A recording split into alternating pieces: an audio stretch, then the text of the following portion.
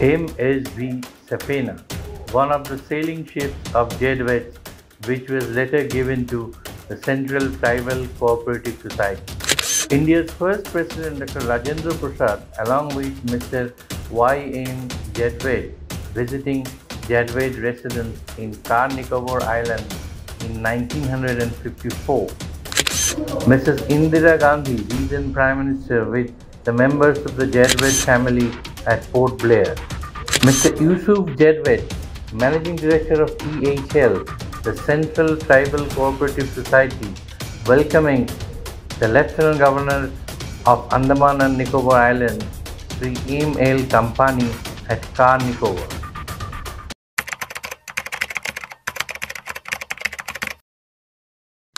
Inauguration of traditional handicraft boutique store.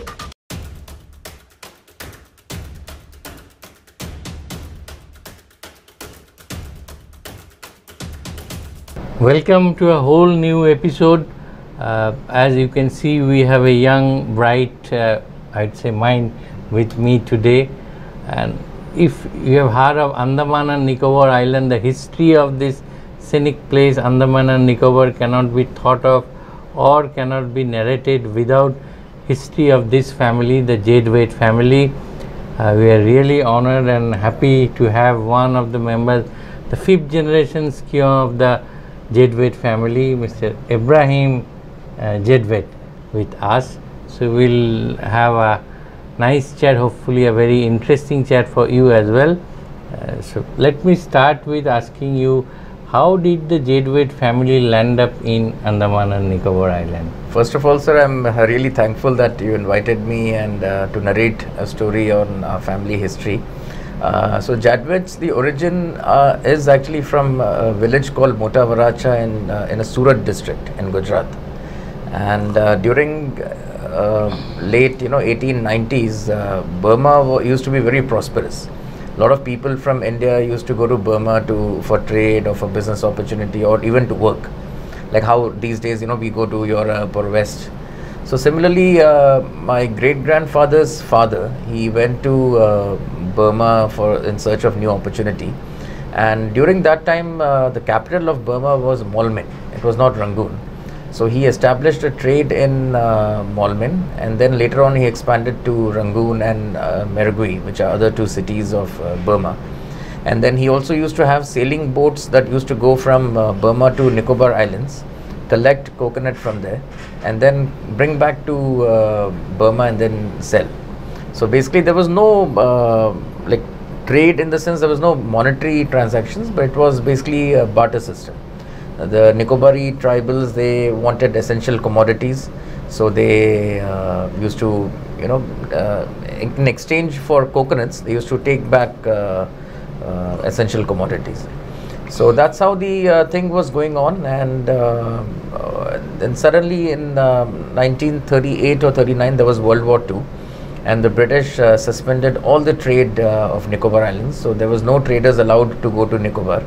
And suddenly, the trade was stopped. But one fine day, when the war was over after 4 years, there was a ship that came to Nicobar to give back the essential commodities that they had taken 4 years ago. Before the war. Before the war. So the gesture of this ship, the ship in fact belonged to a family. The Nicobaris liked it very much. And when British had suspended all the thing, they wanted to have a regulated, controlled, trade in Nicobar. So that's how, when they asked suggestions from the Nicobaris that, do you know any family or do you know any trader who you would like to trade with? And that's how the chief captain during that time, Mr. Thomas Halainpa, he suggested the Jadwet family's name. And that's how in 1942, officially along with the British Allied Force, the family landed in Nicobar for trade. And in 1947, when India got independence, the entire lease agreement, everything was cancelled. It was completely a monopoly trade. We used to pay 1 lakh rupee annually to the British at that time. And that's how in 1947 everything. In those days it was a big thing. Hell of a lot of money. Yeah. And it was basically control of all 26 islands. And in 1947, the Indian government also allowed us to stay there. The reason was because during those days there were a lot of claims from Indonesia and other countries that Nicobar Island belonged to us. So what they thought, because the Jadwet family had their origins from India, they were an Indian family, and because they had control in all these islands, they had their own boats, own shops, and all small staffs and everything. So they thought, if we allow Jadwets to stay here, the Nicobar Islands will be safe, instead of others claiming. So that's how then we decided to stay there. But eventually it was a tribal reserve area and we had to leave. So my great-grand-uncle, they decided to convert our entire company into a tribal cooperative society. It's called EHL, which is known as Elon Hengo Limited. It's a Nicobari name. And that's how then the business in Nicobar was converted into a society. And then the Jadwet family shifted to Port Blair, which is the capital of Andamans. So now your family is based out of Port Blair? Based out of Port Blair, yeah. How is it, I'm tempted to ask you this, how is it to hail from a family which is almost synonymous with the place itself, and then you moved out of that island, moved out of the country and studied in a place so-called advanced Canada, then you again came back to look after the family business and probably do some good work and development work for the tribal people there itself. So how does it feel to be from a part of this family? So first of all, I'm really proud of my family's history and their heritage.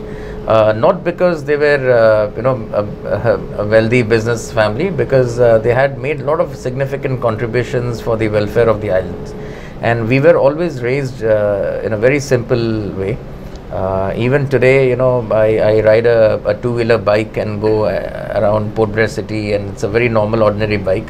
And I can, just sit near the roadside and have a tea. Not even a Harley Davidson? No, not even Harley Davidson. No. So for us, more than money, our value system was more, more strong. And what happened was in 2009, I decided to go to Canada. I did my bachelor's in commerce from there. My specialization was in marketing. And eventually then I started working for a bank called Envision Financial. Then I was working for a logistics firm. So basically for almost 11 years I was in Canada. But then one fine day I decided, I want to come back to the islands, because in 11 years I never assimilated with the Canadian culture. Like my heart was always in Andamans, and I always wanted to do something for the welfare of the islanders or the tribal community or even the settlers. So I actually thought that in 2019 when I came back before COVID, Andaman was booming, and I thought it is the right time that we as an islander, we have to come back to Andamans. If we don't come, someone else will come. And there are opportunities, and it is our islands, and we have to create the roadmap and the vision for the islands. So that is the reason why I decided to come back. What is it that attracts you? I mean, there must be something in that place that attracts you or kept drawing you back to the country. So Andaman Nicobar Islands is also known as mini India. We have the largest community is definitely the Bengalis with around 29%, but then we have 10% or 11% of a lot of Tamilians, Telugu, Malayalam, then we have Hindi speaking, we have Punjabis. So it's mini India, and we have different religion also, like Hindu, Muslim, Christian, but not a single time there was any communal incident in the islands. So we all are very much together, staying very happily, and there we don't have any differences. There Andaman has a beauty that even today you'll find people from different religions marrying each other. So you'll see a husband is Hindu, wife is Muslim, their son married to a Christian. So which is a very, at the end of the day, we believe that we are humans first than other religion. So that way we are very fortunate that people live very peacefully, and harmony is always there. And the second thing what I really feel is Andamans is very safe. There is no crime over there. Even today if I'm not wrong, in the local daily newspaper, you will still find ads, small classifieds saying that found a gold chain, kindly contact this number, which is very rare in India.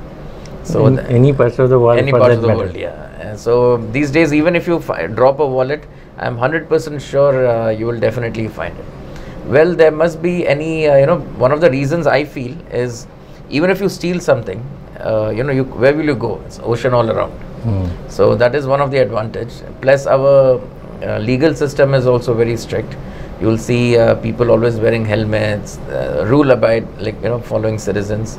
And that is the beauty, that it's a very culturally different people from different parts of the country, different religion, all living peacefully. So you will see a Tamil person talking to another Tamil person in Hindi. So people speak their own language at home, but outside everyone speaks in one common language. So that was the the beauty of the islands. And plus it's very clean, no pollution at all, fresh oxygen. In fact, when I travel anywhere across India, I always see the pollution index. Sometimes it's 100, 160, 120, but Andamans is always around 10, 12, which is very nice for the health also. Yeah. So I was told that your family actually had introduced currency system, although they had seen the barter system as well, but it was the Jadwet family which introduced currency system. So in Nicobar Islands, there was only barter system that was going on. So the British wanted civilization to take place in the islands, and that time but entire world, because Burma, India, I'm talking about 1930s and 40s, currency was already there. Currency was very much part of the mainstream. So the family thought, introducing currency would be beneficial for the islanders, and that's how the currency was introduced in 1942. Also, the first electricity was generated with the help of diesel generators, and that was also introduced to the island, the Nicobar Islands, by the Jadwet family. So these were the contributions, and then in 1950s the family made a hospital building and donated to the tribals. And there were a lot of other services, like when the war was going on, India-Pakistan war in 1966, the family had few ships where all the essential commodities and for the defense was transported totally free of cost. There was nothing charged. Similarly, there were some roads and some bridges which was made free of cost without charging anything from the government. So they were always, welfare was something which was part of the family philosophy. So from taking food products from Yangon or Burma, some place in Burma to the islands, and then taking coconuts out of that country, so your family has traversed a truly long way. Exactly. Till this. So now it's a big conglomerate that you run, and you have started after coming back from Canada. I would not name it as a big conglomerate. So basically, so our family, we have diversified. Every family member has their own business. So we are around close to 35 family members in Andamans, and everyone has their own businesses now. The business has been divided, but touch wood, everyone is doing good in their own field. And so it's a very diverse range. Like some family members, they are only focused on shipping. Some of them are in trading, some of them in hospitality, then engineering. So that is how the family is there. And being a fifth generation, our responsibility is to take the legacy forward. And being like business ethics and all these things are like something which we need to ensure that it's always there. Does it put some pressures on you that you belong to this family? So there are so many do's and don'ts. You cannot do this because the name of the Jadwet family is involved. So does it put some pressure on you? There is a pressure in Andaman especially. So I always personally make sure that I never break any rules. Even when I drive, always seat belt, or whether it is helmet when I ride a bike. Because definitely, the family has, there's been no allegations against family that, there has been many business group in Andamans. But the only reason why I feel Jadwet's name is always, revived by the next generations is because they're very nice people. They have not harmed anyone. That's what I feel, and that is also very important, that the image should always be clean. And so there is some pressure, but at the end of the day, I would not consider that as a pressure, because we don't feel working in pressure. That is part of our thing. So which are the areas where your group company is presently into? So when I came back from Canada in 2019, NMCO. Yeah. NMCO. So I decided, because I wanted something on my own, so I never joined my family business. I started a company called NMCO, and then I diversified into other ventures. So we are basically an engineering company. We are into ship repairs and power generation. And apart from this, NMCO has also ventured into hospitality. We run a boutique backpacker chain hotel. We are opening another one in Havelock Island now. And we are also the... So how many hotels you have now? So right now there's one is just recently opened last year. It has a sea view cafe and sea view rooms. And we are opening one more in Havelock Island. So this is something which I did on my own. So it's, I've not taken any help from the family. And we are also into logistics and shipping. In fact, we are starting a new venture. I would not like to disclose now, but very soon, in next 1 month, people will see. So it will be a shipping services. And apart from this, then we also are trying to revive the traditional tribal culture of the islands. So we have a brand called Ramalon. So it's a boutique store, 500 square feet, which markets local traditional tribal artifacts in a luxury way. But when you enter the store, nothing in the store is more than 3,000. So everything is from 50 rupees till 3,000. So though some of the handicrafts which the tribals used to make or the community member used to make, these days the younger generation are not able to make it. So we are trying to revive and seeing how we can promote all these the real original identity of the islands. We are trying to see if we can tie up with other brands or any other art fair or something. And also we sell a lot of organic products. Like recently Prime Minister Narendra Modi had mentioned about the virgin coconut oil of Nicobar Islands. So we have a distribution system. So we purchase authentic oil and then we package it, and then we sell it to the tourists. So this is something, but now it has diverged in such a way in a very short span, 3-4 years. So now we have also entered into real estate. So we had some of our ancestral properties and some new properties which are trying to see how we can monetize it. So I look after all these things. All these. Yeah. So this craft is one emerging areas worldwide actually. Yes. There's a growing demand all over the world. So do you have any plans to take these products, these tribal products, to outside Andaman and Nicobar, or making them available for the larger world market? So right now we have one store in Port Blair, the capital. We were thinking of opening one store in Port Blair Airport. That's our second plan. And apart from this, instead of operating or opening a store, what we are thinking is we want to take a online shelf space. Okay. Yeah, shelf space. Shop in shop. Yeah, some branded showrooms which are focused on traditional handicrafts, and opening maybe having a space where we can dedicate all Andaman items over there. That way people can definitely go and see it and they can buy it. Apart from this, I also feel online presence is very important. We have shipped some of our products to places like California, Los Angeles, even Europe. So I feel definitely there is a scope, yeah. And now because Andaman is booming, a lot of tourists are coming. Definitely they will want to buy some souvenirs in Andaman. So that is there. But if they like it, if they want to rebuy it, then definitely online they can. You mentioned about boutique hotel chains also. I remember your family, I think, had started the first star category hotel in Andaman. Yes. Andaman. So my great-grand uncle, his name was Mr. Qasim Jadwet. So he was a very visionary businessman. But he is the founder of... he's one of the... He's not a founder, like his father was the founder. Okay. So he made, the first 5-star hotel in Andamans called Bay Island, which was designed by Charles Correa. And it was, the construction started in 1978, and the inauguration of the hotel was in 1981.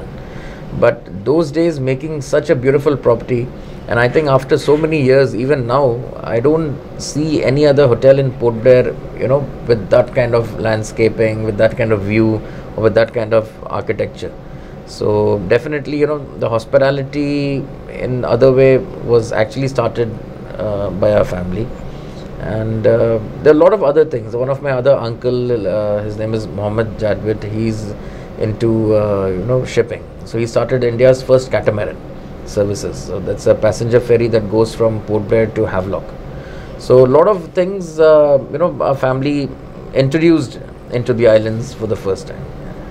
A lot of first timers. A lot of first timers, yes. And you mentioned about the craft thing.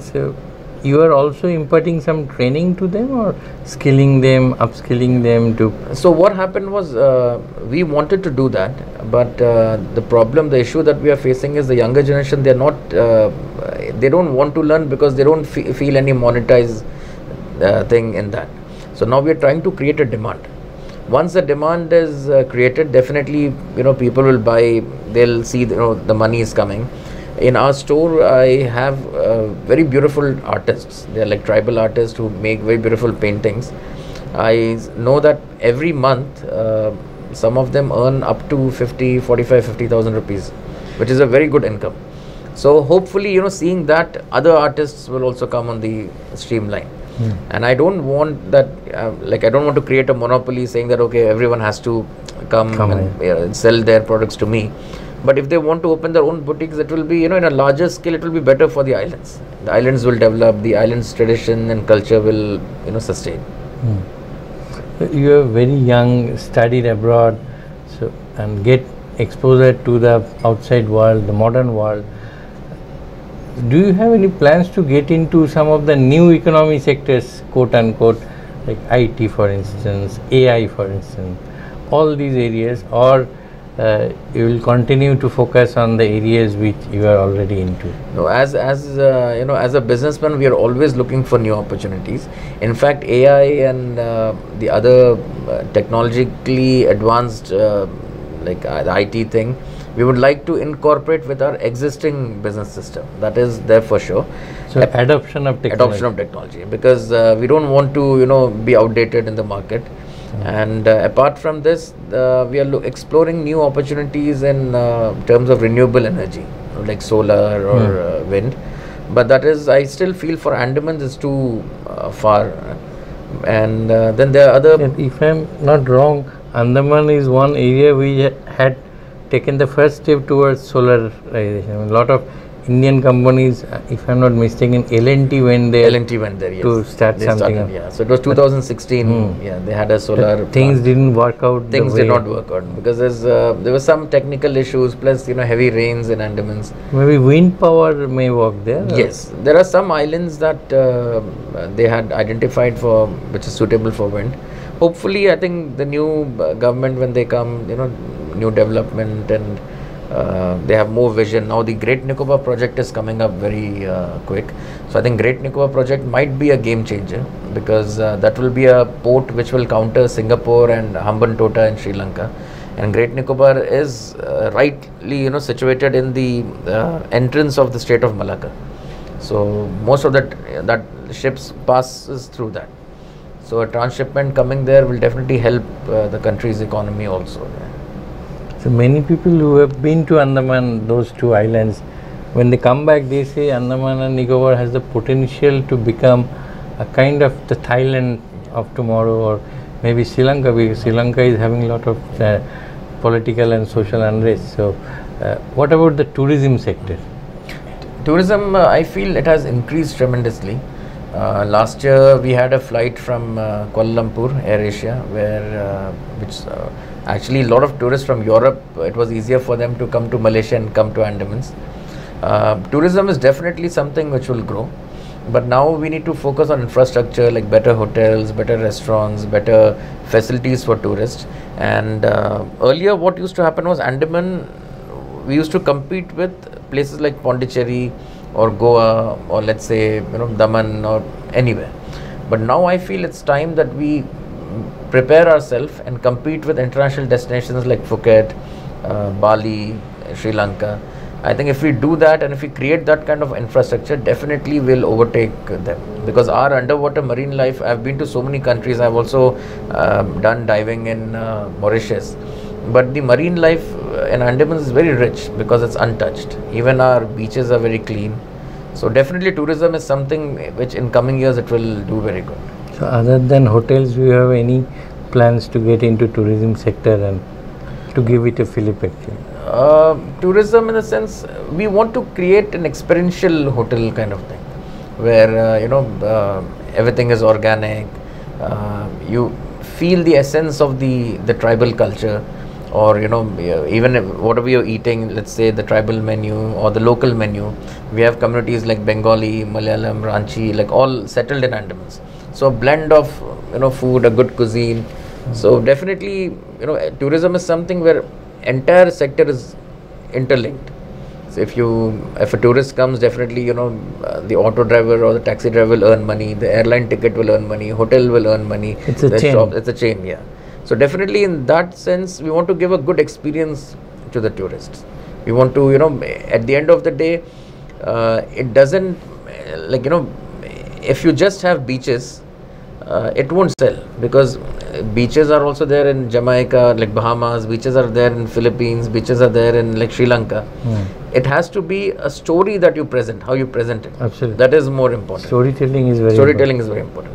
Plus you have to add a dash of ethnicity, local culture and everything. So if we forget our roots, then I think it's very difficult to go ahead. So the ethnicity, the culture, the local, the blend of the communities settled there. So that way, I think it will do really good. I'm told you are writing a book on your family's history. So can you tell us something about that, and when is it coming out? So I've been writing since many years, but I was not getting time to finish it. Now it's almost done. 90% of the book is finished. So it's basically how this family, started their origin and how it came to this level, and what are the sacrifices that they made. And it has some rare pictures like of President of India, Dr. Rajendra Prasad's visit to the islands, and a lot of old photographs which I collected. Then a lot of handwritten letters I have done. And I wanted to make the book more interesting, so it's not only theory. You don't have to read. So every page I'm making sure will have a photograph which will relate to you, to the old Andaman Nicobar. So hopefully next 2 to 3 months I'm planning a launch, and hopefully I'm planning to do a launch in Andamans and also outside Andamans. That way more and more people will get to know about it. And this book is not only about the Jadwet family. So it is a journey of Jadwet family in the islands, which also has a lot of history of the islands in it. So that is the book. I'm sure it will be an interesting read. Yes, definitely. And there are a lot of hidden or lesser known stories about the islands also. So there are a lot of things which a younger generation don't know. Like I'll give you a very simple example that like a story which a lot of people don't know. So we had a Nicobari tribal chief leader. His name was Edward Kuchet. So the Prime Minister of India, Pandit Nehru, asked Kuchet ki, Kuchet sab, we want some land to expand our Air Force base, the airport, and it will be great if you could give us some land. So Kuchet immediately, without any hesitation, he went and he's jitna bhi zameen chahiye tha, I'm not sure, maybe 100 or 200 acres, he just gave it all. And Pandit Nehru invited Kuchet to Delhi.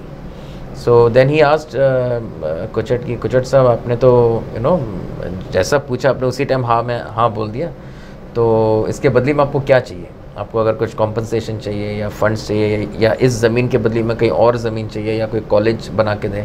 So Kuchet said,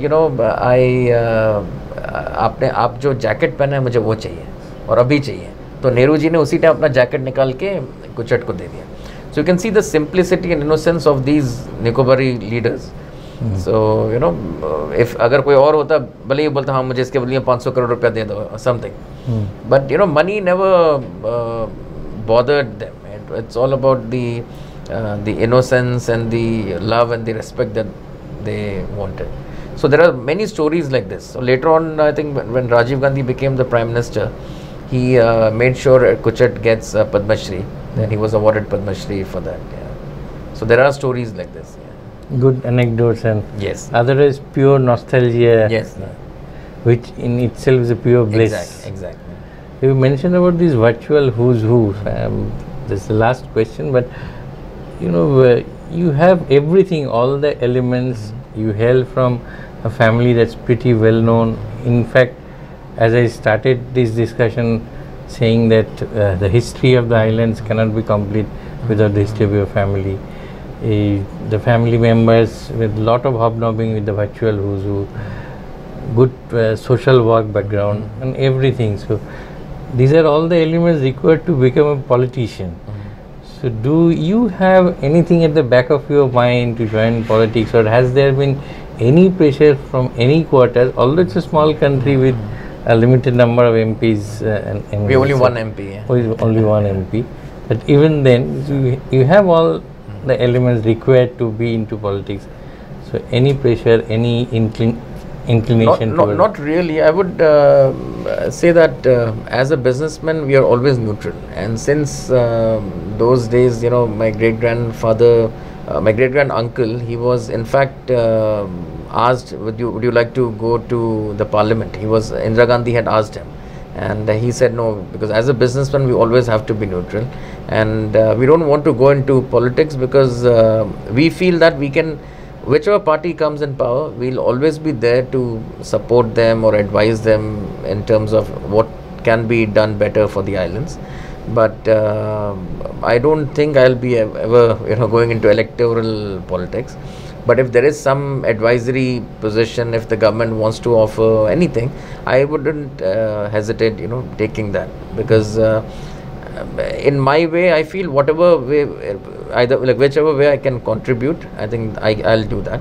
But apart from electoral politics, any other I would, but I would not affiliate myself with any political party or nothing like that. Electoral politics, you are not interested. Thank you very much, Thank Abraham. you so much. It has been fascinating. I'm sure we'll be waiting for at least 3 to 4 things. One is your book. The second will be your next business initiative. We said you will disclose in 2 to 3 months. And then in what advisory role and whatever capacity we will get to see you in future for development of the further development of the island. No, that is definitely there. I would like to invite you and all the viewers who are watching this program. Please come to Andamans. It's a very beautiful place. You will see how a small community with different cultures and different religions still live very peacefully in such a beautiful island. And why to go all the way abroad if our own country has such a nice beaches? And it's from Calcutta, I feel it's only 2 hours flight, 2 hours away. When you go to Darjeeling, you drive and go, it takes 10-11 hours definitely. So you just take 2 hours flight, and every day we have 4 to 5 flights. So if you're planning your vacation or anything, please do visit Andamans and enjoy the stay over there. Thank you so much. Thank you so much. I hope to see you soon in Calcutta. Thank you. আনন্দ আর ভালোবাসার দীপ্তিতে গড়া সমুজ্জ্বল পরমা, ঠিক তোমারই মতো।